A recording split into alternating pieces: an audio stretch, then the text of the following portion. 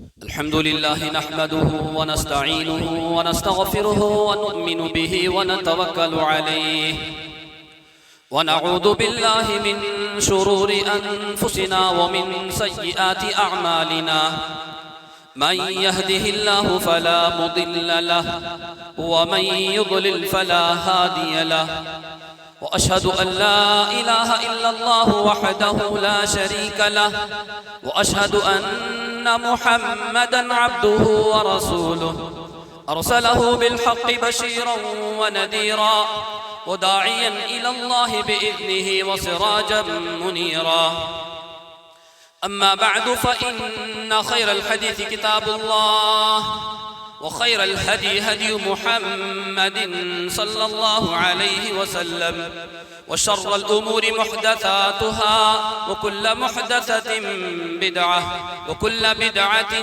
ضلالة وكل ضلالة في النار. أعوذ بالله السميع العليم من الشيطان الرجيم من همزه ونفخه ونفسه. بسم الله الرحمن الرحيم. يا أيها الذين آمنوا اتقوا الله حق تقاته ولا تموتن إلا وأنتم مسلمون. يا أيها الناس اتقوا ربكم الذي خلقكم من نفس واحدة وخلق منها زوجها وبث منهما رجالا كثيرا ونساء واتقوا الله الذي تساءلون به والأرحام إن الله كان عليكم رقيبا. يا أيها الذين آمنوا اتقوا الله وقولوا قولا سديدا يصلح لكم أعمالكم ويغفر لكم ذنوبكم ومن يطع الله ورسوله فقد فاز فوزا عظيما. وقال تعالى في موضع آخر يا أيها الناس قد جاءتكم موعظة من ربكم وشفاء لما في صدور. حاضرین کرام، بزرگوں، اسلامی بھائیوں، پردہ نشین خواتین اسلام اور عزیز بچوں، تمام قسم کی تعریف، بزرگی و برتری، بڑائی و کبریائی، تعریف و توصیف اللہ وحدہ لا شریک کے لائق اور زیبا ہے، جو ہمارا تمام جہانوں کا، تمام مخلوقات کا اکیلا اور یکتا پالنہار ہے. جس نے پیدا کیا وہی رزق بھی دیتا ہے، جو رزق دیتا ہے وہی ایک دن موت بھی دے گا، اور ایک دن آئے گا وہ دوبارہ زندہ کرے گا. جو موت دیتا ہے، جو دوبارہ زندہ کرتا ہے، جو پھر پیدا کرتا ہے، وہی معبود برحق ہے، وہی عبادت کے لائق ہے، اس کے علاوہ کوئی عبادت کے لائق نہیں. اور بے شمار انگنت درود و سلام نازل ہو تمام رسول اور پیغمبروں پر جنہیں اللہ تعالیٰ نے نبی اور رسول بنا کر بھیجا، خصوصاً آخری نبی جناب محمد الرسول اللہ صلی اللہ علیہ وسلم کی ذات گرامی پر بے شمار انگنت درود و سلام نازل ہو جنہیں اللہ تعالیٰ نے رحمت للعالمین بنا کر دنیا کے اندر مبعوث فرمایا. حاضرین، خطبہ مشتونہ کے بعد، مختصر سی حمد و ثنا کے بعد جو آیت میں نے پڑھی، اللہ تعالیٰ نے فرمایا یا ایھا الناس قد جاءتکم موعظۃ من ربکم. لوگو، تمہارے پاس تمہارے رب کی جانب سے ایک نصیحت آ گئی ہے جو ہدایت اور رحمت ہے اور تمام لوگوں کے لیے. حاضرین گرامی، یہ جو مبارک مہینہ ہم پر اللہ تعالیٰ کی جانب سے ایک بہت بڑا انعام ہے. اس مقدس و مبارک مہینے کے اندر اس کی تقدسیت اور اس کی برکت کو بحال رکھنے والی جو چیز ہے وہ اللہ تعالیٰ کا کلام ہے. اللہ تعالیٰ نے سب سے پہلے تو کہا شہر رمضان الذی انزل فیہ القرآن. رمضان کا وہ مہینہ جس میں اللہ نے قرآن کو اتارا. ایک جگہ فرمایا اِنَّا أَنزَلْنَاهُ فِي لَيْلَةٍ مُبَارَكَةٍ. ہم نے اس قرآن کو ایک بابرکت رات میں اتارا۔ پھر قرآن نے صاف الفاظ میں کہا اِنَّا أَنزَلْنَاهُ فِي لَيْلَةِ الْقَدْرِ، کہ ہم نے اس قرآن کو رمضان کے مہینے میں ایک بابرکت رات میں، اور جو بابرکت رات ہے وہ شب قدر کی رات ہے، اس رات کو ہم نے اس قرآن کو اتارا۔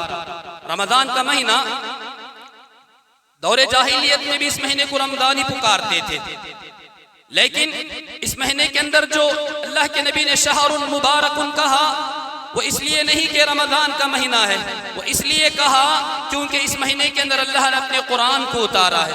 رمضان کا مہینہ اس لیے برکت والا نہیں کہ اس میں ہم روزے رکھتے ہیں، اس لیے نہیں کہ ہم اس میں تراویح پڑھتے ہیں، وہ اس لیے مبارک ہے کیونکہ اللہ نے اس مہینے کے اندر اپنے کلام پاک کو اتارا ہے، اور اس کلام پاک کو اللہ نے اتارا، جس رات میں اتارا وہ رات شب قدر بن گئی، اور جس نبی پر اتارا وہ نبی رحمت للعالمین بن گیا، جس امت پر اتارا وہ امت ساری امتوں میں سب سے افضل امت بن گئی، اور جس مہینے میں اتارا وہ مہینہ شہر مبارک بن گیا، جس رات میں اتارا وہ رات لیلۃ القدر 1000 راتوں والی رات بن گئی۔ یہ وہ قرآن مجید ہے، یہ وہ قرآن مجید ہے جو اللہ رب العالمین نے اتارا ہے۔ سامعین، آج دنیا بہت ترقی کر چکی ہے، جتنی ترقی آج دنیا نے کی ہے آج سے پہلے دنیا نے اتنی ترقی نہیں کی تھی، اور لوگوں کو آج کی ترقی پر ناز ہے، لیکن پھر بھی میں کہوں گا کہ آج کے اس ترقی یافتہ دور میں لوگوں کے پاس لوگوں کے مسائل کو حل کرنے کا کوئی قانون نہیں ہے، انسانوں کے مسئلے کو حل کرنے کے لیے ان کے پاس کوئی کتاب نہیں ہے۔ اللہ تعالیٰ نے جو کتاب اتاری ہے، انسانیت رہتی دنیا تک، قیامت کی صبح تک کی انسانیت کے ہر مسئلے کا حل اللہ تعالیٰ نے اس کتاب میں اتارا ہے، اور اس کتاب کا ایک چیلنج بھی ہے جو اللہ تعالیٰ نے سورہ بنی اسرائیل میں کہا قُلْ لَئِنِ اجْتَمَعَتِ الْإِنسُ وَالْجِنُّ عَلَىٰ أَن يَأْتُوا بِمِثْلِ هَذَا الْقُرْآنِ لَا يَأْتُونَ بِمِثْلِهِ۔ لوگوں سنو، تم پورے کائنات کے لوگ مل جاؤ، کم پڑھ رہے ہیں جنوں کو لے لو، جن اور انسان سب کے سب مل کر بھی اس قرآن جیسی ایک کتاب لانا چاہو نہیں لا سکتے۔ یہ اللہ کا کلام، یہ رب العالمین کا کلام ہے، اور رب العالمین فرماتا ہے یہ اللہ کی جانب سے تمام لوگوں کے لیے ہدایت ہے۔ سامعین، اللہ تعالیٰ نے اپنی جانب سے ایک آخری رہنمائی، ایک آخری دستور حیات اتارا ہے، جس کے بارے میں اللہ کے نبی صلی اللہ علیہ وسلم نے فرمایا طرفہ بید اللہ و طرفہ بایدیکم، اس قرآن کا ایک کونا اللہ کے ہاتھ میں ہے، دوسرا کونا ہمارے ہاتھ میں ہے۔ لن تضلوا، اگر تم اس قرآن کو پکڑ لو گے تم کبھی گمراہ نہیں ہو سکتے، کبھی گمراہ نہیں ہو سکتے، کیونکہ ایک کونا اللہ کے ہاتھ میں اور ایک کونا تمہارے ہاتھ میں ہے۔ ذرا بتاؤ تو صحیح، کیا تم کبھی گمراہ ہو سکتے ہو اگر قرآن تمہارے پاس ہے؟ سامعین، آئیے، اس قرآن کی بہت سے حقوق ہیں، احکامات ہیں، شاید وقت نہیں ہے میرے پاس، صرف ایک حق کے بارے میں آپ آج کے جمعہ میں بات کروں گا۔ یوں تو قرآن کے بہت سے حقوق ہیں، ایک حق وہ جو اللہ تعالیٰ نے اپنے نبی کو فرمایا اتل ما اوحی الیک من الکتاب، اے نبی آپ اس کتاب کو پڑھیے جو آپ کی طرف وحی کی گئی ہے۔ تلاوت کا ایک حق ہے جو میں آپ کو بتاتا ہوں آج کے جمعہ کے اندر، اس قرآن کو پڑھنا چاہیے۔ جب اللہ تعالیٰ اپنے نبی سے خود فرماتا ہے اس کتاب کی آپ تلاوت کیجئے، آئیے قرآن کی تلاوت کیسے کرنا چاہیے اللہ تعالیٰ خود قرآن میں بتاتا ہے الذین آتیناہم الکتاب یتلونہ حق تلاوتی، وہ جن کو اللہ نے اس کتاب کو اتارا ہے وہ اس کا حق ادا کر کے اس قرآن کو پڑھتے ہیں۔ قرآن کو اس کے حق کے ساتھ پڑھنا چاہیے، پورے شوق کے ساتھ پڑھنی چاہیے، پوری دل جمعی کے ساتھ پڑھنا چاہیے، ثواب کی نیت سے یوں سوچ کر پڑھنا چاہیے یہ اللہ کا کلام ہے جو میرے لیے اللہ نے اتارا ہے، اس میں جو پیغامات ہیں وہ اللہ تعالیٰ میرے لیے پیغام دے رہا ہے، اس میں جو اللہ تعالیٰ خوشخبریاں سنا رہا ہے وہ ساری خوشخبریاں اللہ میرے لیے سنا رہا ہے، اس میں جو ڈرا رہا ہے وعید سنا رہا ہے وہ وعید میرے لیے ہے، وہ سزا و عذاب وہ میرے لیے ہے۔ یہ سوچ کر اگر ہم قرآن پڑھیں گے تو قرآن کا اثر ہماری زندگیوں میں ہوگا۔ سامعین، ہم قرآن کیسے پڑھتے نہیں معلوم، لیکن آئیے اس آیت کے تفسیر میں امام قرطبی رحمت اللہ علیہ بیان فرماتے ہیں عمر رضی اللہ تعالیٰ عنہ کا ایک مقولہ جو وہ فرماتے ہیں کہ وہ قرآن کو کیسے پڑھا کرتے تھے۔ وہ فرماتے ہیں عمر رضی اللہ عنہ ہم الذین اذا مروا بآیت رحمت سألوها، صحابہ وہ تھے جو قرآن کو پڑھتے تھے، قرآن پڑھتے پڑھتے رحمت والی آیت سے گزرتے تھے، سألوها اللہ تعالیٰ سے اس رحمت کا سوال کرتے تھے۔ وَإِذَا مَرُّوا بِآیَةٍ عذاب استعاذوا منها، اور جب کبھی رحمت سے ہٹ کر عذاب والی آیتوں سے، حشر و محشر والی آیتوں سے گزرتے تھے، اللہ سے پناہ مانگتے تھے۔ یہ صحابہ اکرام کا حال تھا۔ سامعین، بات صحابہ کی آئی تو میں آپ کو بتاؤں، ابو بکر صدیق رضی اللہ عنہ قرآن پڑھتے تو ان کی آنکھوں سے آنسو جاری ہو جاتے، روک نہیں سکتے تھے اپنی آنکھوں کو، اور جب آواز سے تلاوت پڑھتے تھے تو ابو بکر صدیق کے اطراف کے گھر کے اطراف رہنے والی عورتیں، بچے سارے کے سارے قرآن سننے لگ جاتے تھے۔ ابو بکر کو آ کر مشرکین مکہ نے کہا، ابو بکر قرآن مت پڑھنا، پڑھنا ہے تو گھر کے اندر پڑھنا، پڑھنا ہے تو بلند آواز سے مت پڑھنا، تمہارے قرآن پڑھنے سے ہماری بیوی بچے بے ایمان ہو جائیں گے، تمہارے قرآن پڑھنے سے ہمارے دل تمہارے اسلام کی طرف جھک جائیں گے، ابو بکر قرآن زور سے نہ پڑھنا۔ یہ ابو بکر کے پڑھنے کا حال تھا۔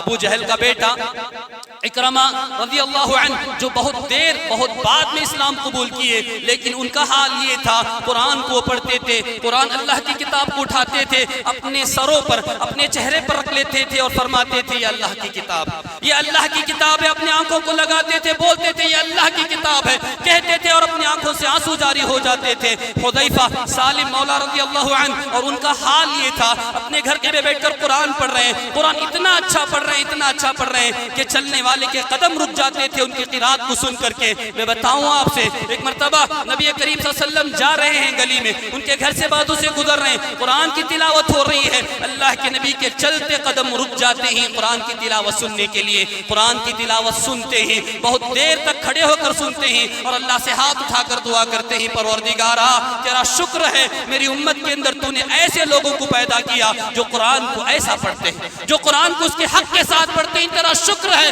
میری امت کے اندر تو نے ایسے لوگوں کو عطا کیا۔ اللہ کے نبی دعا دیتے ہوئے آگے بڑھ جاتے ہیں۔ سامعین، یہ صحابہ اکرام قرآن کا پڑھنے کا حال تھا، یہ تو گھروں میں پڑھنے کی بات ہے۔ ایک مرتبہ نبی کریم صلی اللہ علیہ وسلم میں غزوے سے واپس آ رہے ہوتے ہیں، رات کا موقع ہوتا ہے، پڑاؤ کرنے کے لیے رک جاتے ہیں، باری مقرر ہوتی ہے کہ سب لوگ سو جائیں گے تو نگرانی کون کرے گا؟ عباد بن بشر رضی اللہ عنہ، عمار بن یاسر رضی اللہ عنہ، یہ دونوں صحابہ اٹھتے ہیں، کہتے ہیں آپ سو جائیے، ہم نگرانی کریں گے، ہم خیمے کے اطراف چکر لگائیں گے، ہم نگہبانی کریں گے۔ سارے سو جاتے ہیں، عباد بن بشر، عمار بن یاسر دونوں بات کرتے ہیں، اگر ہم دونوں جاگیں گے ہو سکتا ہے کوئی سو جائے گا، باری باری کر لیتے ہیں، تھوڑی دیر تم جاگو میں سوتا ہوں اور میں جاگتا ہوں تم سو جانا، باری طے ہو جاتی ہے۔ عباد بن یاسر فرماتے ہیں پہلے میں نگرانی کرتا ہوں، عمار تم سو جاؤ، میں تمہیں جگاتا ہوں، بعد میں تم اٹھ جانا۔ کہتے ہیں وہ نگرانی کرنے کے لیے کھڑے ہو جاتے ہیں، خیال آتا ہے کہ چلو نماز میں کھڑے ہو جاتے ہیں، نماز کے لیے قرات شروع ہوتی ہے، سورت پڑھتے ہیں، وہ دشمن جو اللہ کے نبی صلی اللہ علیہ وسلم کو مسلمانوں کو ختم کرنے کے لیے طاق میں تھے، دیکھتے ہیں کہ خیمے والے سو رہے ہیں، ان کی اس مدہوشی کے حالت میں ان کو ختم کر سکتے ہیں، ایک آدمی جاگ رہا ہے اسے مار دیں گے، نشانہ بناتے ہیں، تیر نشانے پر لگتا ہے، نماز میں ہوتے ہیں، اس تیر کو نماز کی حالت میں نکالتے ہیں، قرات جاری فرما دیتے ہیں، ایک اور تیر لگاتا ہے، وہ تیر بھی نشانے پر لگتا ہے، پھر اس تیر کو اپنے جسم سے نکال لیتے ہیں، پھر نماز کے لیے کھڑ جاتے ہیں، تیر پر تیر آ رہے ہیں، ہر تیر کو نکال رہے ہیں، نماز جاری کر رہے ہیں، اور بہت خون بہ جاتا ہے، خون بہنے کے بعد اپنی نماز کو ختم فرماتے ہیں، ختم فرما کر عمار بن یاسر رضی اللہ عنہ کو اٹھاتے ہیں، اٹھ جاؤ۔ عمار بن یاسر دیکھتے ہیں کہ ان کے جسم سے خون بہ رہا ہے، وہ پوچھتے ہیں افلا احببتنی اول ما رماک، اے عمار تم نے پہلی ہی تیر پر مجھے کیوں نہ جگایا، جب تم زخمی ہو گئے مجھے کیوں نہ جگایا؟ وہ فرماتے ہیں کنت قرأت فی آیت، فرماتے ہیں کہ میں سے ایک ایسی سورت پڑھ رہا تھا، فلن احب ان اقطعها، مجھے یہ مناسب نہ لگا کہ میں اپنی قرات کو کم کر دوں، اپنی قرات ختم فرما دوں، اگر اللہ کی قسم اللہ کے نبی مجھے نگرانی پر مقرر نہ کرتے، نماز ختم نہ کرتا، خواہ جان نکل جائے، اس سورت کو ختم نہ فرماتا۔ کیا پڑھ رہے تھے؟ سورہ کہف کی تلاوت کر رہا تھا، مجھے بہت سکون مل رہا تھا، اس قرات میں بہت مزہ آ رہا تھا، قرات جاری رکھنا چاہتا تھا، نگرانی کا ڈر تھا، اس لیے میں نے سورت کو ختم کر دیا۔ عمار بن یاسر کو اٹھاتے ہیں، ابو داؤد رحمت اللہ علیہ اس حدیث کو باب باندھتے ہیں کہ باب یہ باندھتے ہیں کہ اگر وضو کی حالت میں خون نکل جائے گا تو وضو باقی رہے گا کہ نہیں باقی رہے گا؟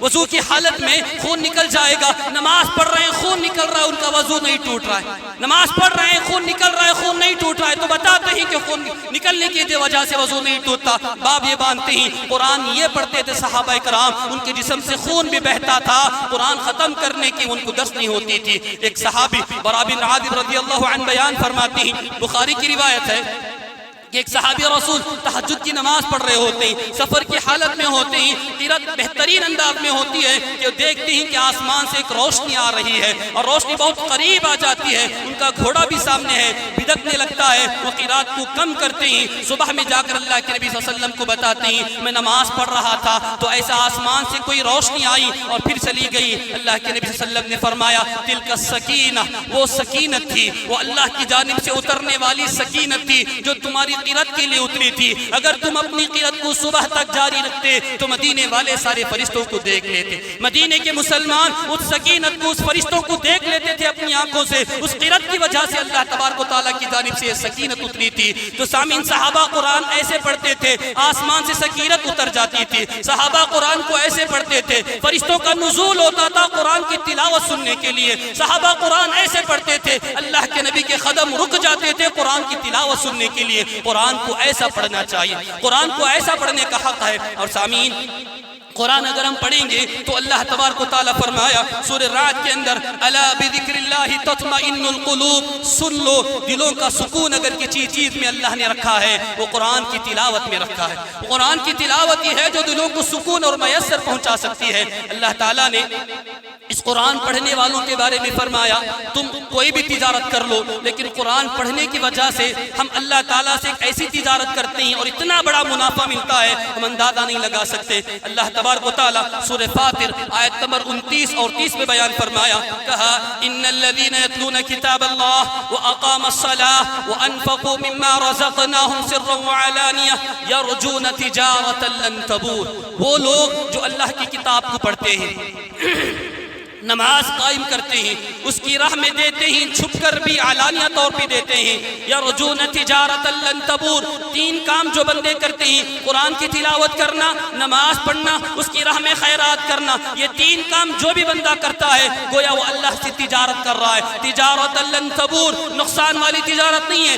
آپ جو تجارت اللہ سے کر رہے ہیں، آپ جو نماز پڑھ رہے ہیں، آپ جو اللہ کی راہ میں خیرات کر رہے ہیں، یہ معمولی تجارت نہیں ہے۔ کیا تجارت نہیں ہے؟ لیوفیہم اجورہم وَيَزِيدَهُم مِّن فَضْلِهِ، اللہ تعالیٰ تم نے جو کیا اس کا بدلہ دے گا، بہت دے گا، بے شمار دے گا۔ رب العالمین کی رحمت کوئی گن نہیں سکتا، کوئی شمار نہیں کر سکتا۔ اللہ تعالیٰ فرماتا ہے اتنا وہ دے گا، اتنا وہ دے گا کہ تم دنگ رہ جاؤ گے، وہ تم کو بعد میں معلوم ہوگا۔ بندہ پوچھے گا اتنا کہاں مل گیا؟ وہ روزے کا اجر ہے جو اللہ خود بتاتا ہے، ہر چیز کا اجر اللہ نے لکھا ہے، روزے کا اجر اللہ نے نہیں لکھا ہے کہ اللہ اتنا دے گا اس روزے کے مہینے میں، اس رمضان کے مہینے میں، اس روزے کی حالت میں اندازہ لگائیے اگر ہم قرآن پڑھتے ہیں، وہ قرآن جو آپ غیر رمضان میں پڑھتے ہیں آپ کے ایک ایک حرف پر اللہ تعالیٰ نے کیا دے گا، وہی قرآن رمضان میں آپ پڑھتے ہیں تو آپ کو کتنا ثواب نہیں ملے گا۔ جس کے پڑھنے پر اللہ اتنا رحمت اور اتنی برکتیں اتارتا ہے حد سے باہر ہو جائیں گی۔ اللہ تعالیٰ فرماتا ہے اگر تم نے پڑھو گے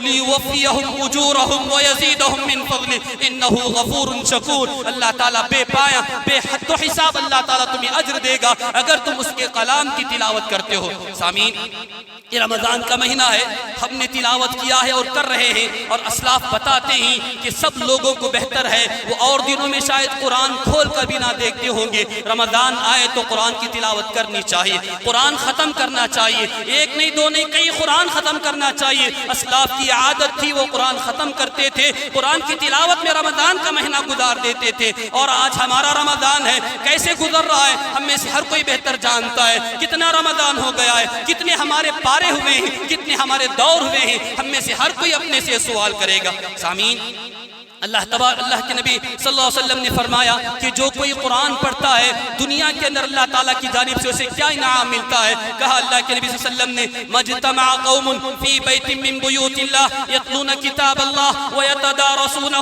بینہم الا نزلت علیہم السکینہ وغشیتہم الرحمہ وحفتہم الملائکہ وذکرہم اللہ فی من عندہ۔ کہا کہ جو کوئی قوم اللہ کے گھروں میں سے کسی گھر میں بیٹھ کر اللہ کی کتاب کو پڑھتی ہے، متعددہ رسا ہوتا ہے تو اللہ تعالیٰ کی جانب سے سکینت اترتی ہے، اللہ تعالیٰ کے فرشتے اسے گھیر لیتے ہیں اور اس کا ذکر، اس پر رحمت چھا جاتی ہے، اور زمین پر اپنے گھروں میں بیٹھ کر وہ قرآن پڑھ رہا ہے، ایسے بندوں کا نام اللہ کے سامنے لیا جائے گا۔ ذرا غور کیجئے، ہمارا نام اللہ کے سامنے لیا جائے۔ عبداللہ بن ابی بن کعب رضی اللہ عنہ کے بارے میں آتا ہے اللہ تعالیٰ نے فرمایا اپنے نبی سے جاؤ ابی بن کعب کو تم قرآن سناؤ. اللہ کے نبی آتے ہیں اور فرماتے ہیں اے اللہ کے ابی بن کعب سے فرماتے ہیں ابی بن کعب تم میرا قرآن سنو. اللہ کہتا ہے ابی بن کعب نے پوچھا, روتے روتے پوچھا اے اللہ کے نبی اللہ میرا نام لیا, اللہ میرا نام لے کر بولا. 2 بار 3 بار پوچھ رہے ہیں اللہ میرا نام لیا. کہا ابی بن کعب کے پاس جا کر سناؤ اللہ میرا نام لیا.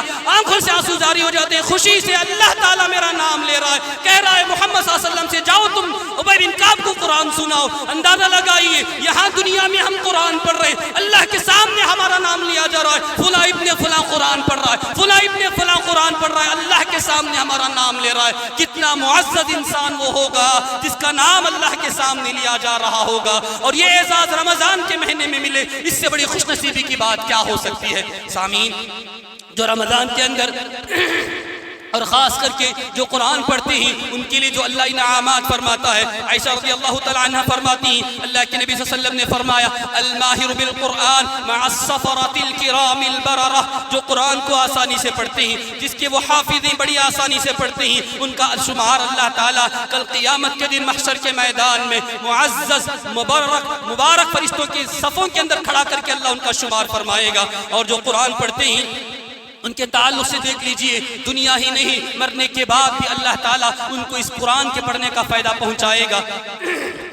انسان کو جب مٹی میں دفن کر دیا جاتا ہے منکر نکیر اس کے پاس آتے ہیں, اٹھا کر بٹھاتے ہیں, پوچھتے ہیں بتاؤ تمہارا رب کون ہے, بتاؤ تمہارا دین کیا ہے, تمہارا نبی کون ہے. تینوں سوالوں کا وہ جواب دے دیتا ہے. فرشتے تعجب سے ایک بات پوچھتے ہیں تم کو کیسے معلوم ہوا, تم کو ان تینوں سوالوں کا جواب کیسے پتا چل گیا. تو وہ جواب دے گا, وہ جواب غور سے سن لیجئے, وہ جواب دے گا, وہ مردہ جواب دے گا فآمنت باللہ وقرأت کتاب اللہ, میں اللہ کی کتاب پڑھتا تھا, میں قرآن پڑھتا تھا.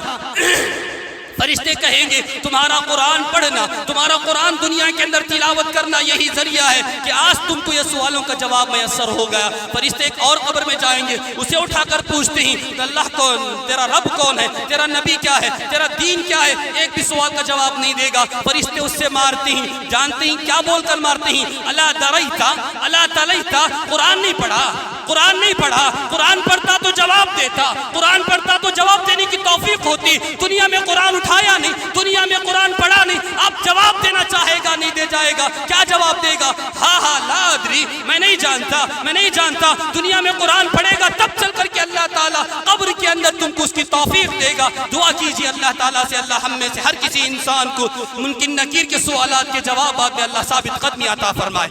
سامعین, یہ تو اللہ تعالیٰ آخرت کی محشر کی بات ہے. محشر کے میدان کی جب بات آئی تو میں آپ سے فرماؤں گا اللہ کے نبی صلی اللہ علیہ وسلم نے ارشاد فرمایا اقرأوا القرآن فإنه يأتي يوم القيامة شفيعا لأصحابه. لوگوں قرآن پڑھو, ہمارا نبی کہتا ہے لوگوں قرآن پڑھو. قرآن پڑھنے کے بہت سے فائدے ہیں دنیا میں ملیں گے. محشر کے میدان میں جو بہت بڑا فائدہ ہوگا وہ یہ ہوگا شفيعا لأصحابه. محشر کے میدان میں قیامت کے دن قرآن تمہارا شفیع بن کر آئے گا, قرآن تمہارا سفارشی بن کر آئے گا. اور سفارشی کی بات آئی, قرآن دوسری جگہ فرماتا ہے محشر کے میدان میں باپ بیٹے کے کام نہیں آئے گا, بیٹا باپ کے کام نہیں آئے گا, ماں اپنی لخت جگر کو بھول جائے گی, اپنا اپنے کو بھول جائے گا. سب سے دنیا کا معزز محترم سب سے مضبوط رشتہ اگر کوئی ہے وہ باپ بیٹے کا رشتہ ہے. اس سے مضبوط رشتہ دنیا کے اندر کوئی نہیں. اللہ اس رشتے کا واسطہ دے کر فرماتا ہے محشر کے میدان میں یہ رشتہ بھی ٹوٹ جائے گا. باپ دیکھ کر بھاگے گا میرا بیٹا نیکیاں مانگ لے گا, بیٹا دیکھ کر بھاگے گا میرا باپ اس میں نیکیاں مانگ لے گا.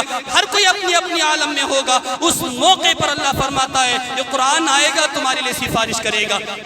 ایک اور حدیث میں اللہ کے نبی صلی اللہ علیہ وسلم نے ارشاد فرمایا, کہا عبداللہ بن عمر رضی اللہ عنہ قال الصیام والقرآن یشفعان. کل قیامت کے دن قرآن اور روزہ یہ دو ایسی چیزیں ہیں جو آئیں گے اللہ کے پاس سفارشی کریں گے. روزہ سفارش فرمائے گا, الصیام فرمائے گا, القرآن يشفع يوم القبض. يقول الصيام اے ربی منعته الطعام والشهوة.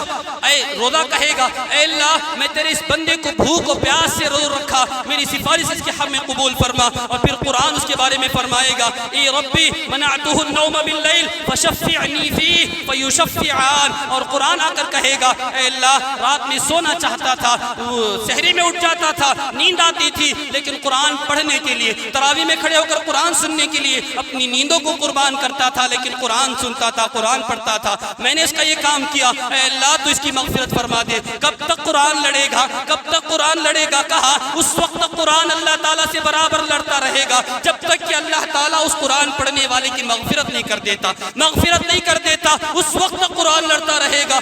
اور حدیث کے اندر اللہ کے نبی صلی اللہ علیہ وسلم نے فرمایا فَيُعْتِ الْمَلَكُ بِيَمِينِهِ وَالْخُلْدُ بِشِمَالِهِ۔ قرآن کب تک لڑے گا؟ جب تک کہ اس کے دائیں ہاتھ میں جنت کی بادشاہت نہیں مل جائے گی، جنت میں ٹکٹ، جنت کی بادشاہت کا ٹکٹ نہ مل جائے گا۔ وَالْخُلْدُ بِيَمِينِهِ، ہمیشگی کا اللہ تعالیٰ کی جانب سے پروانہ نہیں مل جائے گا۔ وَيُوضَعُ عَلَى رَأْسِهِ تَاجُ الْوِقَارِ، اور اس کے سر پر عزت کا تاج رکھا جائے گا۔ وَيُسْقَى وَالِدَاهُ حُلَّتَيْنِ لَا تَقُومُ لَهُمُ الدُّنْيَا وَمَا فِيهَا، اور اس حافظ قرآن کے والدین کو اللہ تعالیٰ جنت کے دو ایسے لباس پہنائے گا، ساری دنیا بھی اگر آپ بیچ دیں گے، ساری دنیا بھی رکھ کر اگر وہ لباس خریدنا چاہیں گے خرید نہ سکیں گے، ایسا لباس اللہ تعالیٰ حافظ قرآن کے والدین کو پہنائے گا، جو عزت ان کو ملے گی، جو وقار ان کو ملے گا، کسی والدین کو نہیں ملے گا، اور ان کو وقار ملے گا تو تعجب ہو جائیں گے، اتنے بہترین لباس، جنت کے اتنے اچھے کپڑے اللہ تعالیٰ ہمیں کیوں دیا؟ وہ پوچھیں گے فَيَقُولَانِ، دونوں پوچھیں گے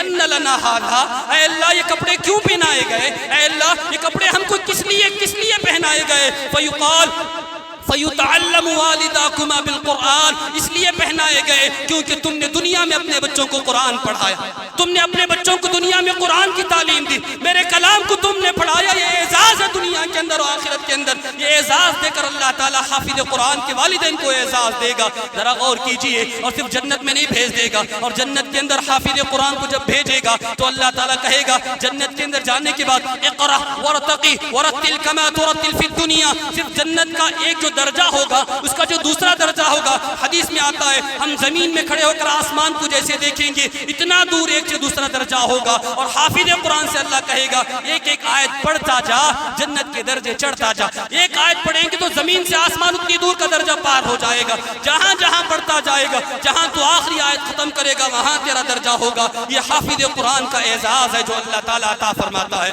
سامعین، اللہ تعالیٰ اپنے قرآن کو پڑھنے والوں کے لیے، اپنے قرآن کو دل لگانے والوں کو جو اعزاز دنیا و آخرت میں دیتا ہے وہ کسی اور چیز میں نہیں دیتا۔ یہی وجہ ہے قرآن بھی ہمارے لیے لڑتا ہے، قرآن ہمارے لیے اللہ سے سفارش کراتا ہے اس وقت تک جب تک کہ سفارش نہیں مل جاتی۔ لیکن یاد رکھ لیجئے، اگر ہم قرآن نہ پڑھیں، اگر ہم قرآن کی تلاوت نہ کریں، قرآن کو کھول کر نہ دیکھیں تو اندازہ لگائیے بہت سے آج بھی میرے ایسے بھائی ہوں گے رمضان اتنا گزر گیا ہے قرآن اٹھا کر پڑھے نہیں ہوں گے، قرآن اٹھا کر پڑھے نہیں ہوں گے، باپ کہتے ہیں قرآن پڑھنے نہیں آتا۔ ارے ابو بکر صدیق کو، عمر کو، صفان کو، یہ لوگ کب اسلام قبول کیے؟ بڑی بڑی عمروں میں انہوں نے اسلام قبول کیے، بعد میں انہوں نے قرآن کو سیکھا۔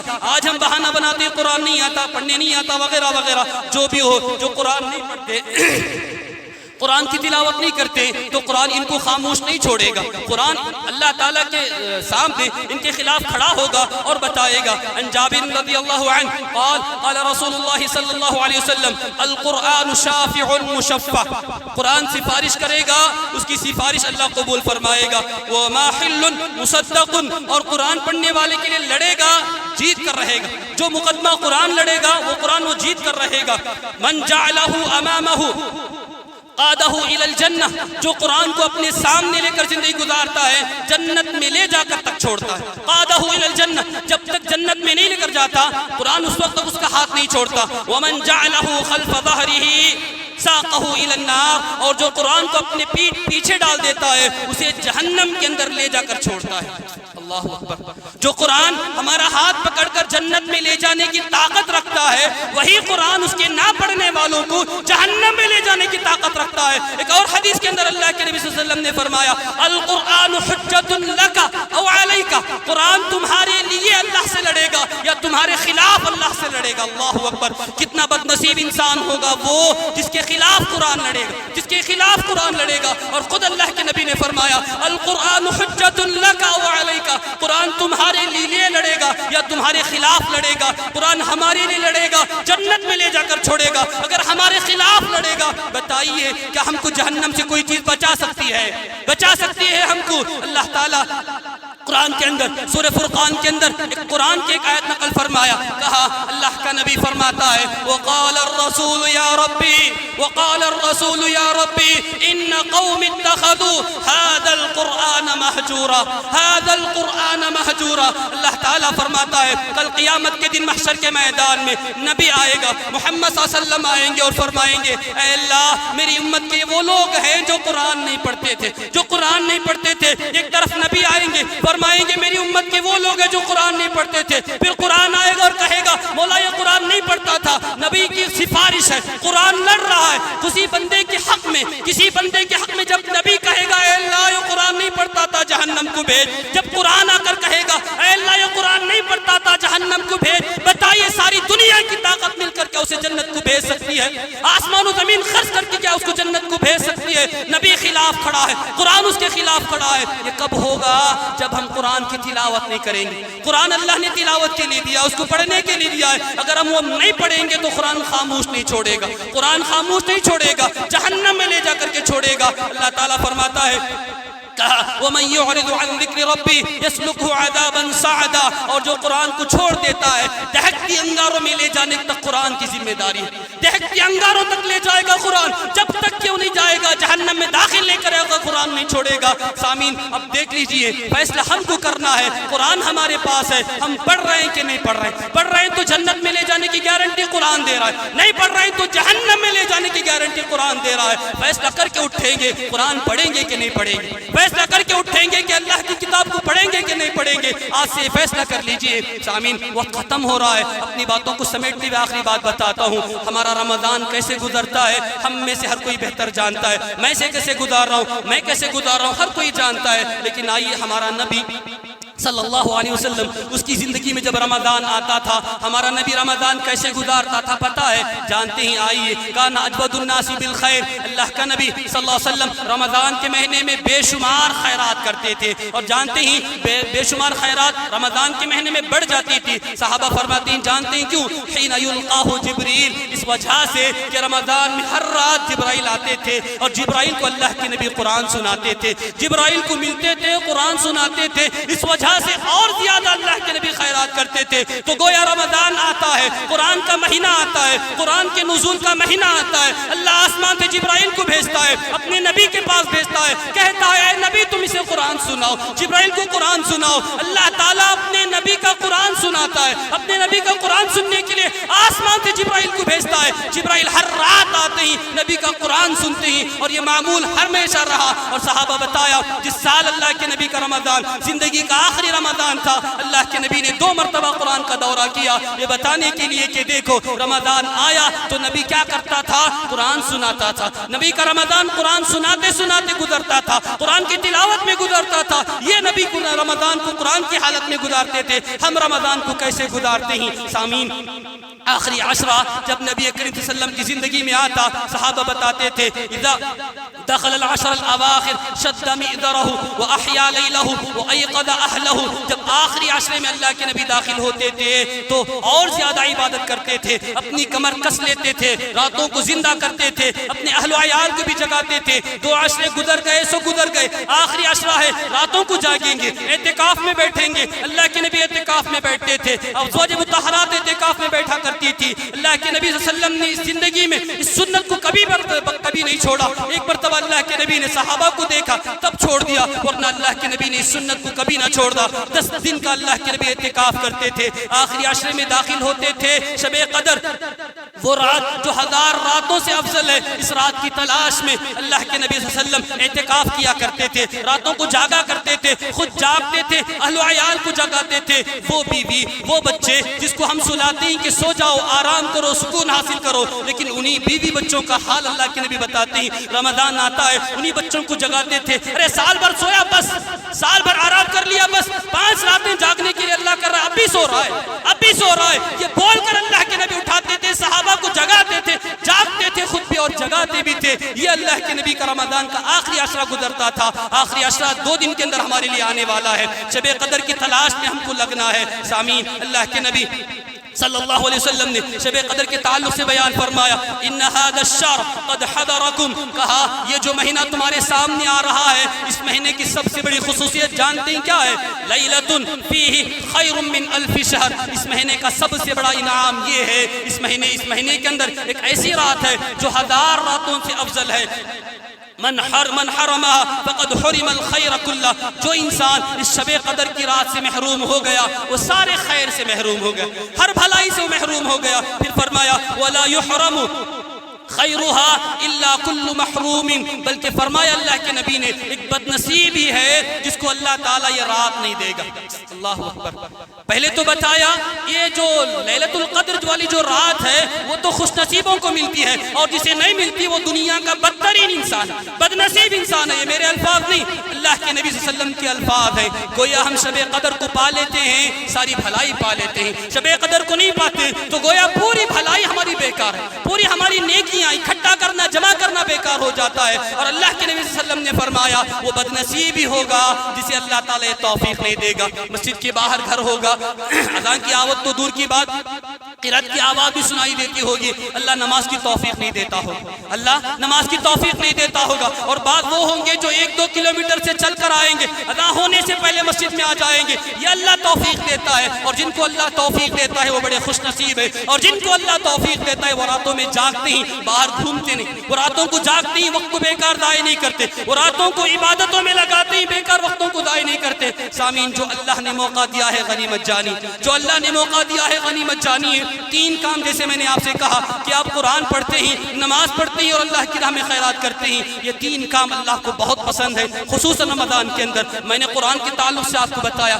نماز کے تعلق سے آپ سے سنا ہوگا، خیرات کی بات آئی تو سامعین ہماری یہ مسجد ہے جو ہم سے پکار پکار کر کہتی ہے جو اس کے لیے کچھ دے، اس کے لیے کچھ دے۔ میں یہی کہوں گا ہر خیر کام کے لیے اللہ تعالیٰ ضرور چنتا ہے، ہمارا پیسہ کہاں لگنا یہ اللہ فیصلہ کرتا ہے۔ وہ لوگ ہوں گے جو زندگی میں ایک مرتبہ حج کر لے، فرض ساقط ہو گیا، دوبارہ کرنے کی ضرورت نہیں ہے، پھر کریں گے، یہ 2-10 کریں گے، سارے کے سارے نفل لکھے جائیں گے۔ لیکن میں کہوں گا اگر ایسا کوئی آپ کام کریں گے جو آپ کے جانے کے بعد بھی آپ کے لیے صدقہ جاریہ بنے گا، وہ یہ اللہ کا گھر بنانا ہے، وہ یہ اللہ کے راہ میں کچھ خیرات کرنا ہے۔ سامعین، آپ کو پکارا جاتا ہے، ہر جمعہ میں شب کو آیت کو اعلان بھی کیا جاتا ہوگا۔ میں جانتا ہوں بنگلور کے اندر، ہمارے ایسے علاقے کے اندر اللہ نے ایسے لوگوں کو بھی پیدا کیا ہے جو اکیلا کھڑا ہو کر یہ مسجد بنا سکتا ہے، جو اکیلا کھڑا ہو کر یہ مسجد بنا سکتا ہے۔ بات 2 منٹ زیادہ لیتا ہوں میں آپ سے۔